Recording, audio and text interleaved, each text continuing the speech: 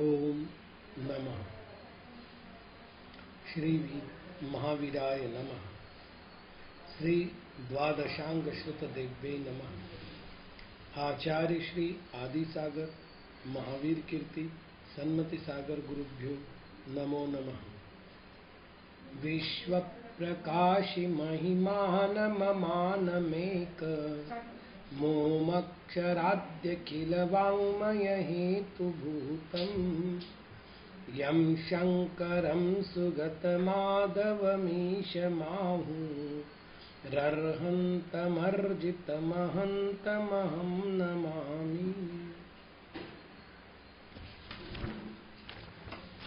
कल ध्यान की सिद्धि किन्हें होती है,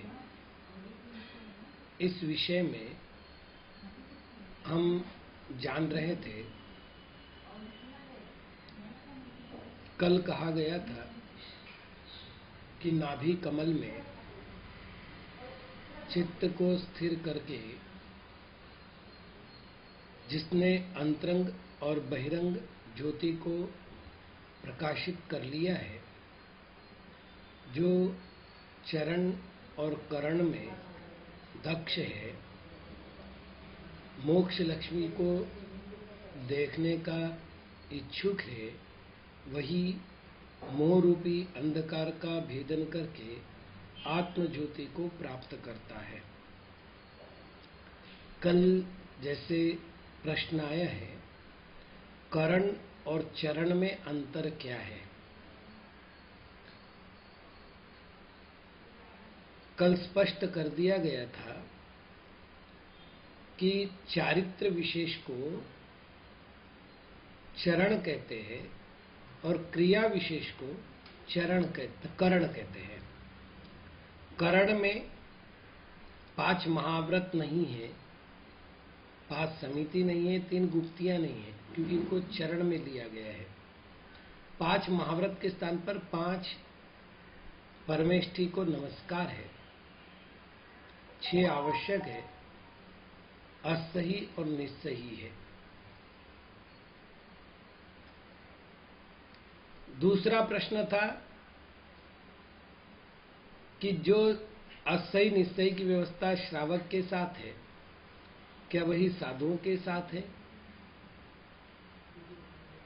क्योंकि श्रावक भी मंदिर में प्रवेश करते समय निस्सही और बाहर निकलते समय असही बोलते हैं।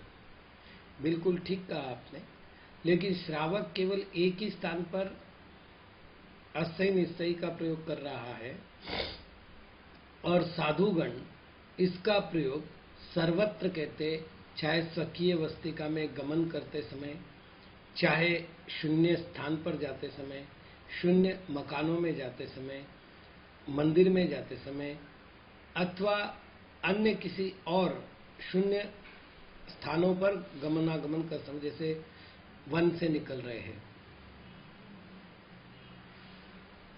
इसके पीछे जो रहस्य है, इसको मूलाचार में बताया गया है।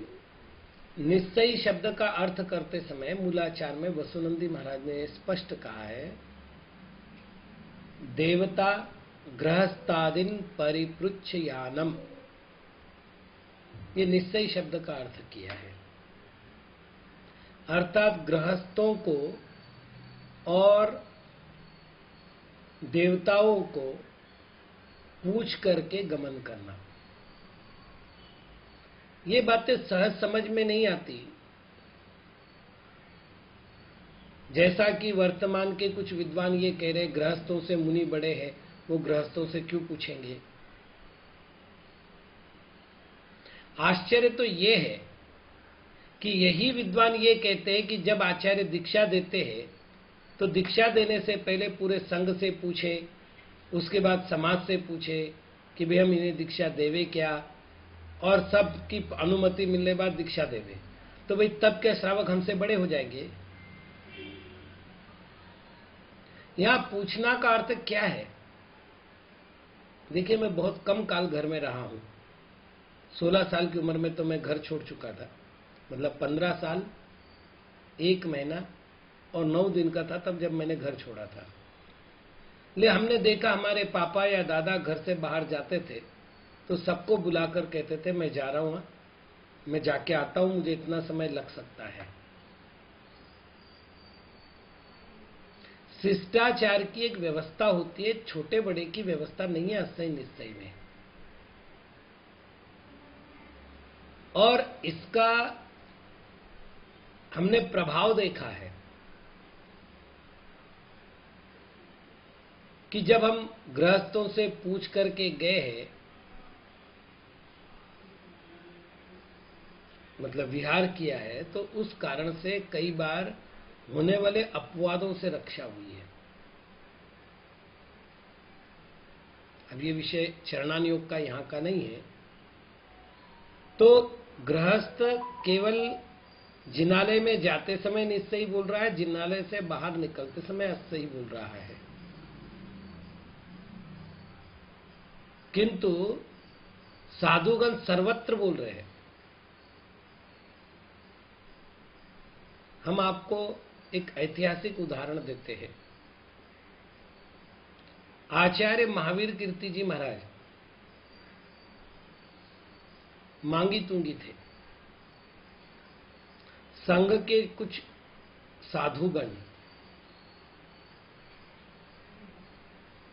व्यवस्थापकों के कहने पर, क्या होता है जब साधु संघ रुकता है तो व्यवस्थापकों पर थोड़ा सा तो बोझ आता ही है, बहुत दिन हो गए, विहार होना चाहिए संघ का, ताकि हम लोग भी अपनी गृहस्थी संभाले। तो कुछ साधु लोग उनके बहकावे में आ गए। उन्होंने आचार्य श्री पर खूब प्रेशर डाला। तो आचार्य श्री ने कहा भाई देखिए अभी योग नहीं है। जब अधिक ही प्रेशर आया तो आचार्य महाराज ने कहा भाई ठीक है अपन विहार करते हैं, आप ही निर्णय करो कब चलना है। उचित समय देख करके विहार की घोषणा हुई। आचार्य महाराज ने अपनी ओर से कुछ भी नहीं बोला, जैसा आप चाहो। आचार्य महाराज मंदिर में गए। विहार के पहले साधु जिनालय में जाते हैं, कायोत्सर्ग करते हैं, वहां की देवताओं पर पिंची रख करके आशीर्वाद देते हैं और नियम संलेखना पूर्वक गमन करते हैं। ये बात मैं इसलिए कह रहा हूं कि अभी एक मुनिराज की दुर्घटना में संलेखना हुई थी, तो उनके परिजनों से कुछ वक्ताओं ने यह कहा कि तुम्हारे महाराज का तो जीवन बेकार हो गया, दुर्घटना में मृत्यु हुई, अपमृत्यु हुई। उन्होंने मुझे फोन किया, महाराज अपमृत्यु हुई तो उसकी शांति के लिए हमें कुछ करना चाहिए क्या। मैंने कहा जिन्होंने आपसे कहा उनको पूछिए कि जब मुनिराज को शेर खा गया, सांप निकल मतलब अजगर निकल गया, तब उनकी कौन सी मृत्यु थी। पार्श्वनाथ भगवान के पूर्व भाव देख लो, आपको ज्ञात हो जाएगा। दो प्रकार की संलेखना होती है, एक नियम संलेखना और यम संलेखना। संलेखना के काल भी दो प्रकार के हैं। इसका वर्णन आपको मिलेगा मूलाचार के दूसरे और तीसरे अध्याय में, बृहत संस्तव अधिकार और संक्षिप्त संस्तव अधिकार। जैसे उपसर्ग का काल देखा, तत्काल मुनिराज ने अपनी संलेखना की आराधना को संक्षिप्त में किया। और यदि ऐसा नहीं भी हुआ है तो मुनिराज जब भी विहार करते हैं, हम लोगों को तो देखिए गुरु महाराज ने सामने बैठ करके एक एक क्रिया सिखाई है, हम वैसे करते आए। ये मूलाचार की व्यवस्था बेटा और ये हमारे परंपरा की व्यवस्था, दोनों को ध्यान रखकर ये क्रियाएं करो। हम तो वैसा करते आए, बिना जिनालय में गए। मतलब कैसा भी परिस्थिति हो, अभी वंदवासी थे पास के गांव में, मंदिर से अलग रोका गया था संघ, और उधर से ही सरल जाना था हमको। हमने कहा मंदिर जाएंगे फिर विहार करेंगे। तो महावीर कीर्ति महाराज ने मंदिर में जाकर भगवान का कायोत्सर्ग किया, क्षेत्रपाल जी पर पिंछी लगाई और महाराज रुक गए। शिष्य ने प्रश्न किया कि महाराज क्या हो रहा है। बोले क्षेत्रपाल जी मुझसे कह रहे कि विहार मत करो। तो संघ को लगा कि भाई महाराज की विहार की इच्छा नहीं है, तो क्षेत्रपाल जी का बहाना है। तो बोले महाराज ऐसा क्यों होता है। क्षेत्रपाल बोलता है, बोले एक काम करो, बुजुर्ग साधु आगे निकलते हैं ना, आप मंदिर के गेट तक जाकर आओ। बुजुर्ग साधु निकले। अकस्मात बिजली कड़ाकते हुए इतनी जोरदार बारिश हुई कि वे साधु पुनः लौट के आए। महाराज ने कहा क्या करना? बोले महाराज बिहार कैंसिल करना है, पर्वतीय क्षेत्र है और बहुत तीव्र बारिश होती है, अकस्मात वाली। तो कर्ण वाला साधु जब कर्ण दक्ष होता है तो उसके चारित्र की रक्षा होती है। तो ये बहुत सी व्यवस्थाएं हैं जो चरणान योग में है, और चरणान योग की व्यवस्था को ध्यान में रखते ही करण चरण शुद्ध कहा है साधु को, और जिसका करण और चरण शुद्ध नहीं होता उस साधु का कभी भी ध्यान में परिपक्वपना नहीं होता। केवल करण और चरण से शुद्ध कहने की बात नहीं कर रहे, आगे उन्होंने कहा मोक्ष लक्ष्मी दिदृक्षः, जिसको मोक्ष लक्ष्मी को देखने की तीव्र अभिलाषा है वही जीव ध्यान को प्राप्त करता है। तो कल ये सारी बातें हो चुकी थी। मेरा जहां तक ध्यान है आपको मेरे प्रश्न के उत्तर समझ में भी आ गए। तो आज हम इस ध्यान की व्यवस्था का जो अब तक एक नया विषय प्रारंभ हुआ था, मंडल नाद, इनका विसर्जन करते हुए आचार्य महाराज यहाँ कहते हैं इति निगदितम एतत् देशमाश्रित्य किंचित गुरु समय नियोगात् प्रत्ययस्यापि हेतुः परम परमुदार ज्ञानमानंदतानम विमल सकलमेकम साम्य योगे समस्ति। प्रत्ययस्य ज्ञान के हेतु का गुरु समय नियोगात, गुरु और शास्त्र के नियोग से अपि भी एतत् यह किंचित देशम, एक देश का आश्रित्य आश्रय लेकर निगदितम कहा गया है। इति ऐसा तुम जान लो। परम श्रेष्ठ, परम अत्यंत उदार ज्ञानम, उत्कृष्ट ज्ञान, आनंदतानम, आनंद का नाद, विमल सकलम, निर्मल संपूर्ण, एकम एक, साम्य योगे, साम्य योग में समस्ति समा जाता है, विलीन हो जाता है, समाविष्ट हो जाता है। आज विस्तार से चर्चा नहीं करूंगा, केवल एक शब्द पर मैं जोर देना चाहूंगा। ज्ञान के हेतु का, प्रत्यस्त हेतु गुरु समय नियोगात, गुरु नियोग अर्थात परंपरा, गुरु नियोग से और समय नियोग से, गुरु परंपरा से और आगम परंपरा से। एक ब्रह्मचारी जी मेरे पास आए थे,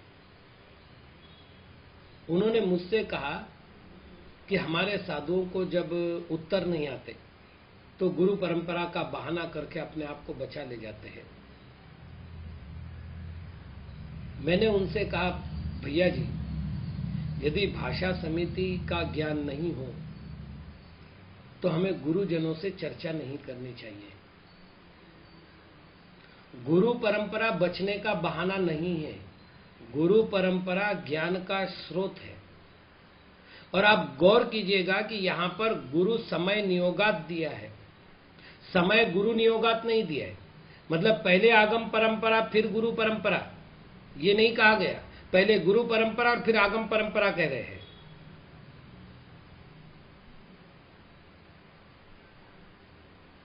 और ये बातें ठीक से समझ लीजिएगा। जब मैं आचरण के पक्ष में आने के लिए तत्पर हुआ, मुनि बनने की भावना हुई, तो मैंने मूलाचार नहीं पढ़ा था। मैंने दीक्षा ली है और दीक्षा के बाद गुरु महाराज ने मुझे पास में बिठाया, पास में बिठा करके 28 मूल गुण, 34 उत्तर गुण, शेष विशेष गुण, जिनका आचरण लोक मर्यादा आगम मर्यादा इनकी दृष्टि से आवश्यक है, ऐसी सारी क्रिया विधियां, नित्य क्रिया नैमित्तिक क्रिया हमें समझाई गई। और मैं उनके साथ साथ, आहार को जाना है साथ में, जंगल को जाना है साथ में, कोई भी क्रिया करनी है साथ में, हम साथ साथ क्रिया करते थे। उनको देखो अपनी क्रिया करो, उनको देखो अपनी क्रिया करो।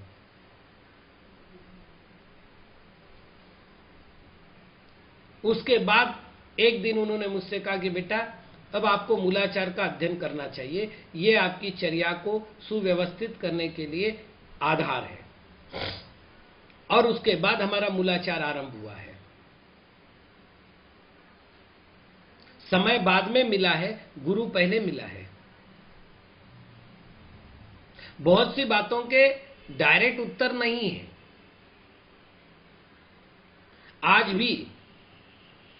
भी ऐसे कई सारे प्रश्न हैं जिसका मूलाचार में उत्तर नहीं है, भगवती आराधना में उत्तर नहीं है। आज भी ऐसे विषय है जो मूलाचार कुछ कह रहा है और गुरु परंपरा कुछ कह रही है। और इसका हमने जब स्वाध्याय करते तो प्रश्न उठते, जैसे आप लोगों के उठ रहे, हम लोग तो केवल प्रश्नों के और उत्तरों के आधार पर ही तो पूरा स्वाध्याय कर रहे हैं, क्योंकि पूछना मेरा स्वाध्याय का अंग है, स्वतंत्र एक स्वाध्याय है। हमारे संघ में एक परंपरा रही है, बाल आने पर अंतराय होता है और जीव आने पर अंतराय तो होता है, साथ में प्रायश्चित होता है। मूलाचार में जीव आने पर प्रायश्चित नहीं बताया गया, पिंड शुद्धि अधिकार में जब 14 मलदोष का वर्णन किया उस प्रकरण में। जब 3-4 बार स्वाध्याय हुआ, साधुओं से चर्चाएं हुई, दूसरे ग्रंथों से इस ग्रंथ की तुलना हुई, तब कई सारे प्रश्न लेकर के हम, मतलब मेरी दीक्षा हुई 89 में। 2004 में जब मैं गुरु चरणों में गया तो मैंने कहा महाराज मेरे मूलाचार को लेकर के कुछ प्रश्न हैं। तो बोले पूछिए बेटा। तो मैंने उनको बैठ करके ये प्रश्न किया कि इस तरह के कुछ प्रश्न। एक प्रश्न ये भी था कि संघ में अर्थात गुरु परंपरा में बाल आने का अंतराय है, वहां बाल आने का अंतराय सहित प्रायश्चित है, और जीव आने का प्रायश्चित सहित अंतराय है, वहां केवल अंतराय है। महाराज ये विभाजन आचार्य महाराज ने उसका सुव्यवस्थित समाधान किया, उसके लिए प्रायश्चित शास्त्र की कुछ गाथाएं दी। तो 89 से लेकर 2003 तक इतना जो प्रवास था मेरा दीक्षा काल का, इसमें मैंने क्या किया? गुरु परंपरा का पालन किया। क्योंकि यदि गुरु परंपरा का मुझे ध्यान नहीं रहे और मैं केवल शास्त्र बताऊं तो मेरे पास आने वाले शास्त्रों की संख्या कितनी है?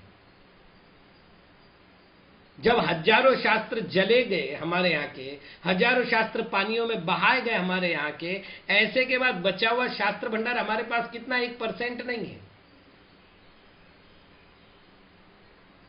हर बात आगम परंपरा की बात करूं तो आगम परंपरा के बल पर मैं अपने आप को सिद्ध नहीं कर पाऊंगा।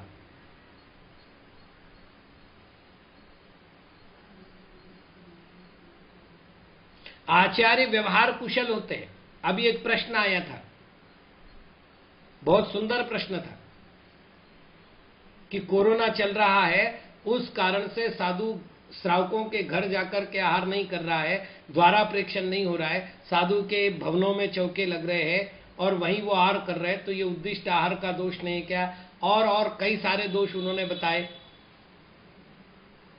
मैंने कहा कि आपको दोष दिख रहे, हमें नहीं दिख रहे।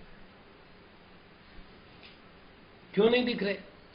क्योंकि युद्ध काल, विशिष्ट रोग काल अर्थात महामारी काल इत्यादि काल के नियम अपवाद नियम होते हैं, और वो अपवाद नियम बाकी काल में लागू नहीं होते। बाकी काल के नियम अपवाद काल में लागू नहीं होते। तो गुरु जो होता है व्यवहार कुशल होता है, सग पर समय विदन्नु, स्व और पर समय का ज्ञाता होता है। संघ का संचालन कैसे करना है, जिस देश में जिस परिस्थिति में रह रहे उस संघ की रत्नत्रय की वृद्धि कैसे करनी है, इसका ज्ञान रखते तब जाकर आचार्य होते हैं। तो वो जो निर्णय, शास्त्र के पास एक निर्णय होता है, गुरु के पास अनेक निर्णय होते हैं। गुरु चलते फिरते तीर्थंकर है, गुरु चलता फिरता शास्त्र है। चरणान योग में और ध्यान में शास्त्रों से ज्यादा मूल्य गुरु का है। जहां तक नमस्कारना की बात है, वहां पर हमारे गुरु भी जिनवानी को नमस्कार करते हैं, श्रुत भक्ति बोल करके नमस्कार करते हैं। लेकिन आप कभी गौर करिएगा कि केवल श्रुत भक्ति की महत्ता होती, केवल शास्त्र की महत्ता होती, तो स्वाध्याय के आरंभ में आचार्य भक्ति नहीं की गई होती। जबकि 28 काव्य सर्ग में शास्त्र की जो स्वाध्याय की व्यवस्था है, शास्त्र संबंधित जो भक्तियां हैं वो 3 है। स्वाध्याय प्रतिष्ठापन के समय 2, सिद्ध भक्ति और आचार्य श्रुत भक्ति और आचार्य भक्ति, और स्वाध्याय निष्ठापन का 1 श्रुत भक्ति। कारण है, अर्थ कैसे करना है ये मेरे गुरु ने बताया है, नहीं बताता वो मुझे शास्त्र। आपको सुनकर के आश्चर्य होगा कि गुरु मुख में स्वाध्याय करने की महत्ता क्यों, वाचना स्वाध्याय पहले क्यों रखा है। सुबह सुबह 7 बजे के आसपास एक आरी का, 8 बजे के आसपास मतलब आचार्य महाराज का स्वाध्याय प्रतिक्रमण पूरा हो चुका था, स्वाध्याय का समय था। उस समय में एक आरिका माता जी आई और आरिका माता जी ने कहा, महाराज मेरी आयु बहुत हो चुकी है, मुझे संलेखना दो।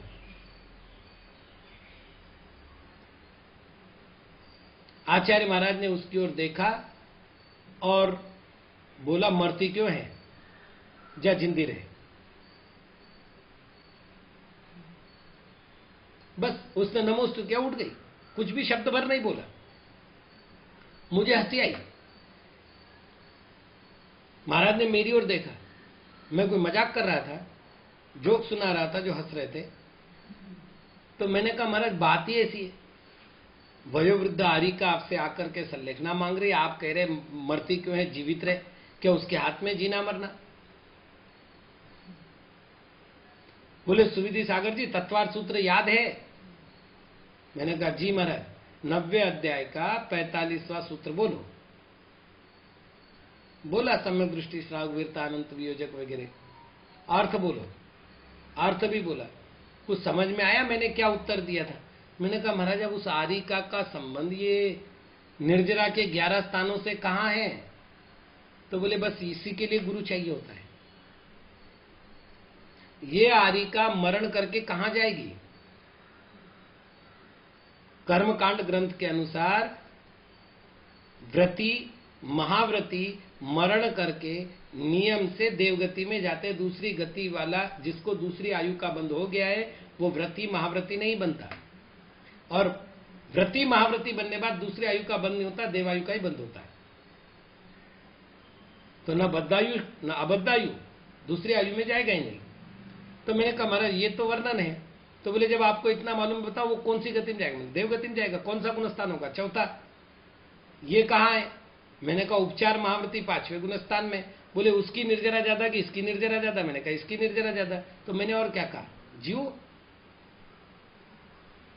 मैंने कहा, महाराज लेकिन लिखा है मारणांतिकम संलेखना जुष्टा। आपने अगला सूत्र बताया 90 अध्याय का, मैं तो 7वें अध्याय का ही बता रहा हूं। तो आचार्य महाराज ने कहा, बिल्कुल ठीक है, वहां क्या लिखा है, मारणांतिकम। न तो उसकी अभी आयु है, न ही मरण काल निकट है। यदि अभी मरण की बात करती है तो आत्महत्या है। और आश्चर्य, उसके 12-13 साल के बाद उनकी संलेखना हुई है। भक्त प्रत्याख्यान मरण भी 12 साल का होता है, इससे ज्यादा का नहीं होता। अब आचार्य महाराज कौन से सूत्र का अर्थ कैसे बता रहे हैं। तो आगम नियोग बाद में है, गुरु परंपरा नियोग पहले है। और ये बात वो समझ सकता है जिसने लाठी संहिता जैसे ग्रंथों का अध्ययन किया है। लाठी संहिता में लिखा है, पहले कुल धर्म होता है, फिर व्रत धर्म होता है। मैंने शराब नहीं पी। क्यों नहीं पी? क्योंकि मेरे पापा नहीं पीते थे। व्रत नहीं था मेरा, मेरे पापा नहीं पीते थे। वो क्यों नहीं पीते थे? उनका भी व्रत नहीं था, उनके पापा नहीं पीते थे। कौन सा धर्म हुआ? तो कुल धर्म हुआ। कुल धर्म पालन करने का फल क्या हुआ? मैं व्यसनी नहीं बना। व्यसनी नहीं बनने का फल क्या हुआ? मेरी बुद्धि ठीक रही। बुद्धि ठीक रहने का फल क्या हुआ? मैं गुरुजनों के चरणों में आया। और जब गुरुजनों के चरणों में आया, उनका उपदेश हुआ, तो उपदेश के बाद मुझे समझ में आया कि यदि मुझे श्रावक होना है तो अष्टमूल गुण धारण करना है। मैंने समंतभद्र महाराज से निवेदन किया, महाराज मुझे अष्टमूल गुण धारण करना है, आप मुझे व्रताधिष्ठित करिए। तो महाराज ने पिंची लगा करके अष्टमूल गुण का संकल्प मेरा किया। उसके बाद मेरा हुआ है व्रत धर्म। तब तक मैं क्या कर रहा था? कुल धर्म। कुल धर्म मेरी सदाचार की रक्षा का साधन है और व्रत धर्म मुझे मोक्ष मार्ग में बढ़ाता है। कुल धर्म के बिना व्रत धर्म नहीं होता। तो जैसे घर में मेरे पापा मेरे लिए प्रमाण थे, मैंने रात्रि भोजन नहीं किया। बुद्धि नहीं समझ में आती थी कि रात्रि भोजन क्यों नहीं करना है। बुद्धि तो कहती थी रात्रि भोजन करने में कोई दोष नहीं है, लेकिन चूंकि मेरे परिवार में रात्रि भोजन नहीं हो रहा था, मैंने कुल धर्म पालन करते हुए गुरु तक पहुंचा और गुरु के पास आने बाद व्रत धर्म को धारण किया है। तो घर में मेरे पिता मेरे गुरु थे, घर में मेरी माता मेरी गुरु थी। शास्त्र नहीं पढ़े थे मैंने, शास्त्र तो बाद में मेरे हाथ में आए जब मैंने मोक्ष मार्ग की अभिलाषा करते हुए अध्ययन करना प्रारंभ किया।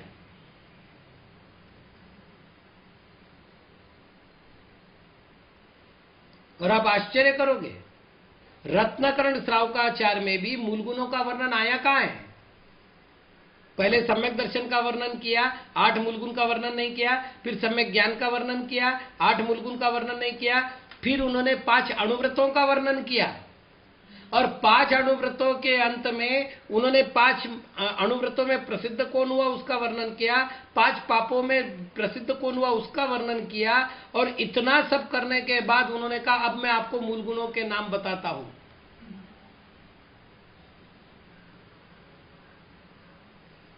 तब तक क्या हुआ? क्या तब तक शराब पी रहा था? तब तक जुआ खेल रहा था? गुरु नियोगात, गुरु महाराज के नियोग से वो सदाचरण का पालन कर रहा था। और बाद में जब उसने व्रतादिक को अंगीकार किया तब उसको व्रत धर्म का कथन किया गया। तो गुरु और समय इन दोनों की चर्चा की जाए तो गुरु की महत्ता अधिक है, क्योंकि समय का समीचीन अर्थ, समय अर्थात आगम, समय का समीचीन अर्थ बताने की क्षमता भी गुरु मुख से आती है। और यदि गुरु मुख से नहीं अध्ययन हुआ है तो उस आगम का भी वो अपना मनमाना अर्थ करेगा, जैसा कि आज हो रहा है। क्या आगम परंपरा मान्य नहीं है? बिल्कुल है, लेकिन गुरु परंपरा ये छोटी नहीं है। हम आपसे बता रहे, हमारे गुरु महाराज ने केवल महावीर कीर्ति महाराज के श्री चरणों में बैठकर अध्ययन नहीं किया, कई सारे गुरुजनों के चरणों में बैठ करके अध्ययन किया है, कई साधुओं से मिले। इतना ही नहीं, आचार्य बनने के बाद भी, मतलब हमारे दीक्षा होने के बाद भी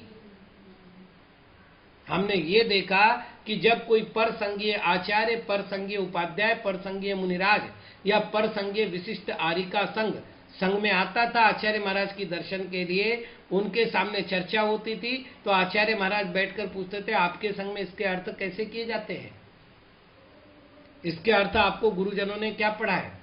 और बहुत से नए विषय खुलते थे, तो वो सारा अनुभव का भंडार होते गुरु। दूसरी बात, जैसे पुस्तक 100% की ही तैयारी कराता है, लेकिन शक्ति देख करके शिक्षक 35% मार्क की भी तैयारी करवाता है। हमको जैसे बताया गया था, बेटा एक काम करो, पेपर लिखो ना। हमारी इंग्लिश में रुचि नहीं थी, तो हमको टीचर ने कहा था कि बेटा पेपर लिखो ना, फिलिंग द ब्लैंक्स पूरे कर लो,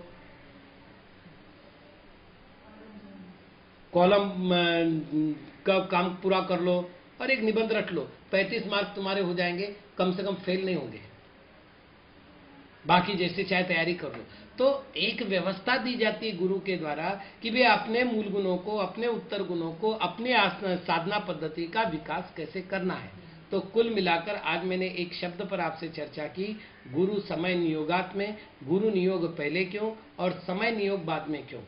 अतः इस बात को ध्यान रखिए, हम गुरुजनों के प्रति आदर करें। ज्ञान मूलम गुरु मूर्ति, गुरु की मूर्ति ही ज्ञान का मूल है।